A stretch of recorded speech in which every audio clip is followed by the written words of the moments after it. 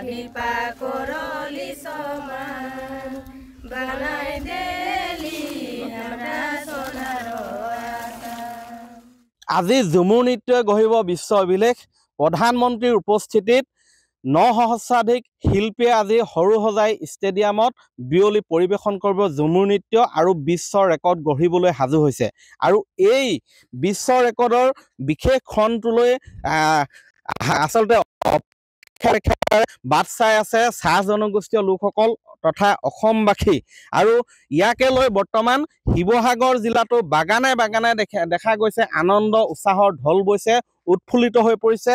অধীৰ অপেক্ষাই সেই বিশেষ খণ্ডলৈ বাট চাই ৰৈছে।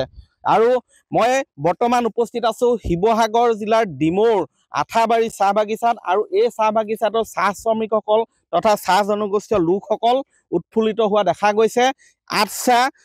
অসম চাহ ছাত্ৰ সন্থা উৎফুল্লিত হৈছে। মই তেওঁলোকৰ পৰা জানিব বিচাৰিম আজি এটা বিশেষ ঐতিহাসিক হয়, আজি আমাৰ কাৰণে চাহ জনগোষ্ঠীৰ কাৰণে বিশেষ আনন্দৰ দিন। আৰু এই ক্ষেত্ৰত মানে অসমৰ মাননীয় মুখ্যমন্ত্ৰী হিমন্ত বিশ্ব শৰ্মা ডাঙৰীয়াক আমি ধন্যবাদ জ্ঞাপন কৰিছোঁ, যাতে তেওঁ আমাৰ চাহ জনগোষ্ঠী তথা আদিবাসীসকলৰ ঝুমুৰটো বিশ্বৰ দৰবাৰত প্ৰতিষ্ঠা কৰিবৰ কাৰণে যি প্ৰচেষ্টা কৰিলে তাৰ কাৰণে আমি চাহ ছাত্ৰ সন্থাই নথৈ আনন্দিত হৈছোঁ আৰু তেখেতক কৃতজ্ঞতা আৰু ধন্যবাদ জ্ঞাপন কৰিছোঁ। আৰু আজি ভাৰতৰ প্ৰধানমন্ত্ৰীৰ উপস্থিতিত আমাৰ চাহ জনগোষ্ঠীৰ ঝুমৰ বিশ্ব দৰবাৰত প্ৰতিষ্ঠিত হ'ব। ইয়াক লৈ আমি আনন্দিত হৈছোঁ, গৌৰৱান্বিত হৈছোঁ। আৰু অশেষ অসম চৰকাৰ মাননীয় মুখ্যমন্ত্ৰী সাংস্কৃতিক বিভাগৰ মন্ত্ৰীৰ লগতে ভাৰতৰ প্ৰধানমন্ত্ৰীক ধন্যবাদ জ্ঞাপন কৰিছোঁ। কি ক'ব? প্ৰথমতে মই অসম চৰকাৰক ধন্যবাদ জ্ঞাপন কৰিছোঁ, যিহেতু আজি 200টা বছৰ আমি অতিক্ৰম কৰিলোঁ। আজি অসমত বসবাস কৰা অসমীয়া খিলঞ্জীয়া হিচাপে বসবাস কৰা আমি চাহ জনগোষ্ঠীৰ লোকসকল আজিৰ দিনটোৰ বাবে আমাৰ বাবে গৌৰৱৰ ক্ষণ। যিহেতু অত বছৰ পাৰ হ'ল, কিন্তু আমাৰ কলা কৃষ্টিক কোনো এটাই চৰকাৰে কিন্তু স্বীকৃতি দিয়া নাছিলে, কিন্তু আজি এইখন অসম চৰকাৰে স্বীকৃতি দিছে। গতিকে মই মাননীয় মুখ্যমন্ত্ৰী মহোদয়ক বহুত বহুত ধন্যবাদ জ্ঞাপন কৰিছোঁ। হয়, ইয়াতে চাহ শ্ৰমিকসকল আছে, তেওঁলোকৰ মাজত আনন্দ উৎসাহৰ ঢল বৈছে। মই তেওঁলোকৰ ভাষ্য ল'ম। আপোনালোকৰ ভাষ্য লোৱা মই ঝুমুৰ এটি আপোনালোকৰ মুখৰ পৰা শুনিব বিচাৰিছোঁ। দেশে ছাড়ে আইলি আসাম, আসামে দেশে কুললি বাগান। দেশে ছাড়ে আইলি আসাম, আসামে দেশে কুললি বাগান। গাড়া ডিপাহ করলি সমান বনাই দেলি আমরা সোনার আশা।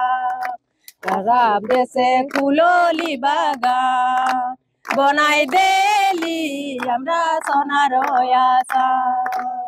দেশে ছাড়ে আইলি আসাম, আসামে দেশে কুললি বাগান।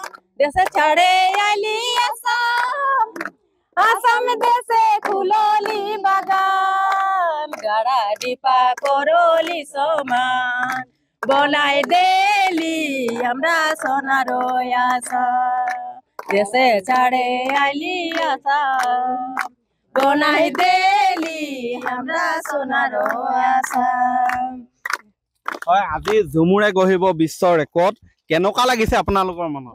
বহুত ভাল লাগে, বহুত ভাল লাগে, বহুত গৌৰৱ কৰিছোঁ আমি, ভাল লাগিছে। আমি আজি আমাৰ চবেই ইমান ধুনীয়া, আমাৰ ইয়াৰ পৰা আমাৰ জাগা বাগানৰ পৰা তাত গৈ আমাৰ 9,000 নাচনী তাত ঢুলীয়া আৰু নাচিছে। আৰু আমি আজি চাবলৈ পাম বুলি আশা ৰাখিছোঁ আৰু আমি আনন্দিত হৈছোঁ। ঘৰতো চাম, মোবাইলতো দিব ন, আমি চাম চবেই। আনন্দিত হৈছোঁ আৰু অসম চৰকাৰকো ধন্যবাদ দিছোঁ। হয়, এনেধৰণে তেওঁলোকে আনন্দ প্ৰকাশ কৰিছে। যদিও সৰুসজাই ষ্টেডিয়ামলৈ তেওঁলোক আজি যাবলৈ সক্ষম হোৱা নাই, কিন্তু ঘৰত বহি টিভিৰ সন্মুখত থাকি টিভিৰ পৰ্দাত তেওঁলোকে চাব, মোবাইলত হ'লেও সেই ক্ষণটো তেওঁলোকে চাবলৈ অধীৰ অপেক্ষা কৰি আছে এইসকল চাহ শ্ৰমিকে। আপুনি বিচৰা বাতৰি পাব কেৱল নিউজ 18 এপত। নিউজ 18 এপ ডাউনলোড কৰিবলৈ স্কেন কৰক এই QR কোড। গুগল প্লে ষ্টৰতো পাব এই নিউজ 18 এপ।